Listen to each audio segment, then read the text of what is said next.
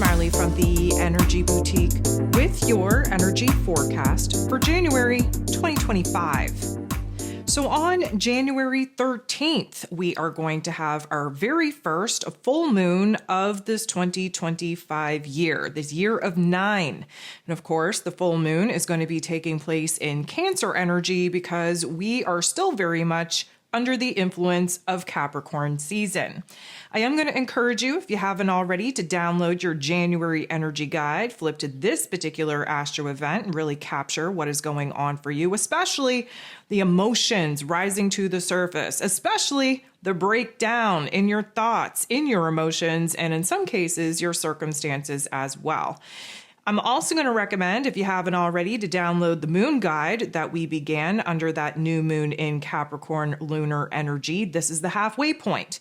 This is the peak point where new information gets illuminated. Again, full moon illuminates hidden information, hidden details that are now coming to the surface of our awareness in order for us to see things differently, for us to feel a different way about it, to put into perspective where it is that we're overly attached to the past, and what that means for us as far as struggling to make the kind of progress that we want to be making towards our future. So we have a lot to talk about. Let's break it down. First of all, it's taking place on a Monday, and Mondays are ruled over by the moon. The moon is in her rulership in Cancer energy, and it just so happens that it's also the 13th. The 13th is a divinely scripted number, very powerful, especially with the feminine energy, and of course that Cancer energy, very connected to the mother role as well. We have this full moon in Cancer reaching its peak potency at 5:27 p.m. Eastern Standard Time, and it will be popping off at 24 degrees. This is also known as the wolf moon, if you're into kind of giving them different names. And what do wolves do when they're under a full moon? They howl, they let it out, they release that inner energy. They want to be seen, they want to be heard. And we are definitely going to follow suit, as this particular moon is definitely going to trigger and activate a lot of feels. Now, of course, a full moon always does. Cancer energy always does. But even more than that, we have the moon and Mars, the god of war, ruling over our physical energy, our drive, our passion, our desires, even our anger. He's currently retrograde in this Cancer energy. He's sitting at 27 degrees. The moon is taking place at 24 degrees, which means that these guys are essentially teaming up in order to kind of ruffle some feathers, if you will, to shake the inner realm of our emotional foundation so that it can expose the cracks on where it is that we're not feeling so safe, we're not feeling so stable, we're not feeling so secure, where there is some anger, some frustration, some hurt, some sadness, some grief, very much still trapped in our physical bodies, very much still trapped in our heart space, in our unconscious selves, that needs to rise to the surface for our awareness. And of course, it is going to be a hard thing to miss because that Mars energy, he is the god of war. He comes with a lot of force, a lot of aggression. And when I say that it's going to feel like we're emotionally flipping tables, that is definitely going to be the vibe. Why? Well, because we've had enough. This is essentially the breakdown before the breakthrough. We have to consider the fact that the Cancer energy is overly attached to the past, does want to stick to tradition, to what is tried, tested, and true. But of course, we've been doing the same old thing, expecting different results, which of course is the absolute definition of insanity. And so because this old world is falling, again, we're in the year of 9, this is the last year of the old earth. Yeah, we're going to try and initiate different steps moving forward to create new earth. But again, we're really not going to be fully thrown into that until 2026. This is the old world falling. The old version of self has officially stepped down, but the new version of self still living alive and well in the foundation and structure of the physical realm and reality that that old version of self had built and created. We're trying to do things differently. We're trying to aim for a different path, a different direction, but realistically speaking, we are still very attached to doing things in the exact same way in which they've always been done. We are under the influence of Capricorn season. Saturn is in his rulership over this Capricorn energy, which means that we have the Lord of Karma, who is definitely focused on us bossing up, being better and actually doing better, bossing up to new roles and responsibilities, bossing up to create a better structure foundation in our lives in order to actually support the goals, the visions, the dreams that we are actively trying to pursue out in the world. Now, that Capricorn energy and Cancer energy, they sit across from each other in the zodiac wheel. They both represent the axis of safety, security, and stability. Of course, that Capricorn energy highly focused on our goals, our ambitions out in the external realm where careers, reputations, financial goals are concerned, while the Cancer energy more concerned with our inner realm of emotions, with our home, with our family dynamics, with the wants, needs, and desires of our emotions, our inner selves, our soul selves, in order for us to feel safe, secure, and supported in our inner realm, regardless of what's going on in the outer realm. So, of course, a full moon provides us the opportunity to see where it is that the scales are tipping, either in the Capricorn energy or in the Cancer energy. And the whole goal of a full moon is to find balance in between, again, honoring the external goals that we have out in the physical realm, where, again, career, relationships, and let's call them money matters are concerned, while still balancing and addressing the inner realm emotional needs. Where it is that we're feeling hurt, where we're feeling vulnerable. Again, a lot of inner child wounds come out to play under this Cancer energy. Very connected to how it is that we're feeling in our inner realm. And of course, we all know that in order to actually manifest the goal, the vision, the dream of our desired outcome, not only do we have to be planning and strategizing, building structures and foundations that are going to provide us the strength, the, let's call it, structure needed in order for us to get where it is that we're at to where it is that we desire to be, but it all depends on your inner realm, where your headspace is at, where your emotions are at. And if you don't have a stable footing inside yourself, you are definitely not going to be creating the most stable of structures outside of yourself.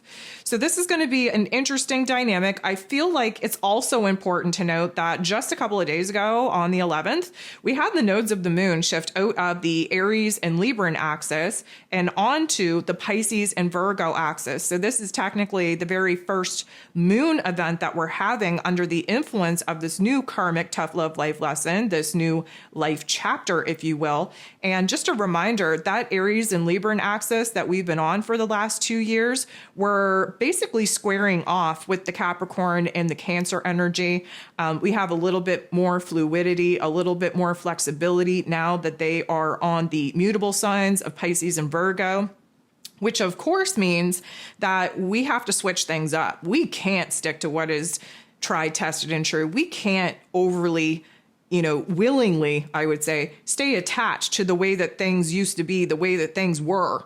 Because matter of fact, the way things aren't very good, doesn't feel so good, and therefore adjustments are definitely needed. Now, this is a cardinal energy, because, of course, Capricorn, Cancer energy are cardinal signs, which means that we've been presented with enough information, enough data, enough detail to really kind of put us in a situation to understand that doing the same old is only going to get us the same old. And I think we're all in agreement. We don't want the same old, which means that we have to make a change. The cardinal energies are the initiators of the zodiac, and this is time for us to pivot in a very big way. I also want you to consider, especially if you've been doing the moon guides for an extended period of time, to go back and look at the new moon in Cancer that we would have had like July-ish of 2024. This is going to be a wrap up, a closure to that particular chapter. So a lot of emotions were popping off at that time, especially where the home, the family dynamic were concerned. Some very important relationships were definitely going through major change and transition. And so there's going to be a lot to unpack unpack as far as connecting to the dots with that particular energy. We have an overabundance of water in the elemental energy profile, 6 different aspects. What we're lacking is fire. So what does that mean? First of all, we're all up in the feels. There is a lot of emotion to unpack, release, remove, let go. There is a lot of intuitive insights that will provide us the clarity that we need in order to reframe how we're thinking and how we're feeling, and therefore preparing us for this major release. But the lack of fire means that there is no action to be taken, okay? There's no initiation of a new beginning, of a new action, of a new path, of a new direction available to us to act upon in the physical realm. Again, may I remind you, we are in a closure chapter. Any of the actions that are being presented are to kind of rebuild, restructure our inner realm of thoughts and of emotion. We will eventually be gifted with the green light go ahead to take action out in the external realm. However, any action currently presenting in the external realm is about removing, eliminating, really closing the door upon a lot of the things that we now need to be moving away from. So we are going to see a lot of different energies manifest. And for the most part, it's going to be a little bit of a rapid roller coaster ride between some highs and lows. One thing that I would like to point out is that we are building this stellium in this Pisces energy, which is highly suggestive that this is more about endings and closures than anything else, coming to a certain term of acceptance, coming to a certain peace or contentment within ourselves with what it is that we've been kind of banging our head against the wall about, kind of beating a dead horse too, right? Like the horse has been dead for many, many moons now, but for some reason we just can't bring ourselves to bury this GD thing in the backyard. And so we're watching the death and decay of something that we truly love, something that we had a very strong relationship with, that we just can't bring ourselves to move on from. And I know that sounds like a morbid analogy, but that's the best that I got at the moment. I think it kind of gives you a good idea on where it is that we're resisting, providing ourselves with the ending and the closures that we need to actually move on. The stellium is going to be something that intensifies over the course of the next couple of weeks. The stellium, of course, being like 3 or more energies or planets in a house or in a sign. And in this case, I'm talking about Venus, Saturn, Neptune, and now the North Node, all in this Pisces energy.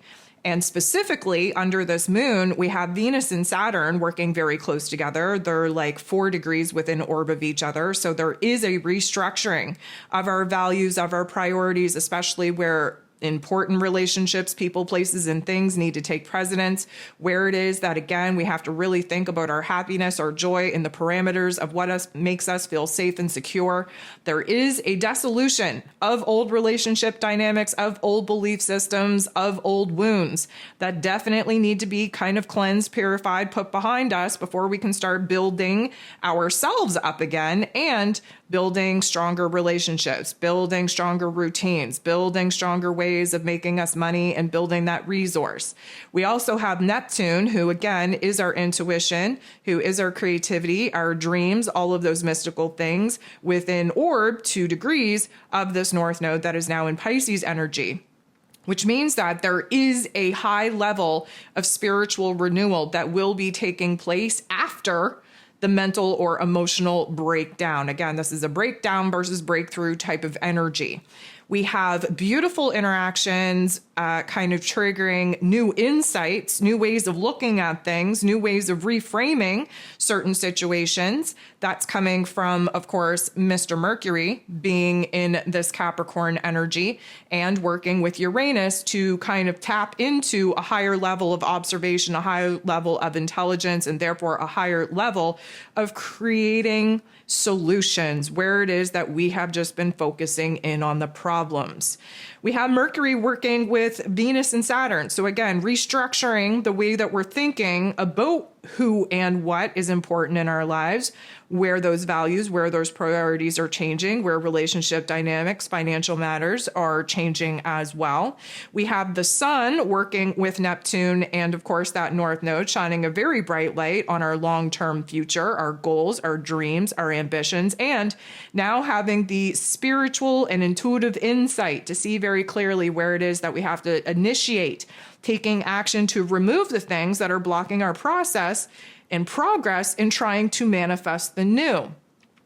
There are so many different aspects taking place under this particular energy that, of course, is helping us to grow, is helping us to evolve, but many of us are not going to feel like this is helping us because of the major emotional destabilization that needs to happen in order for us to feel real, raw, and vulnerable enough to wave the white flag, to have our back against a wall, because again, as humans, that's the only way we tend to want to change anything.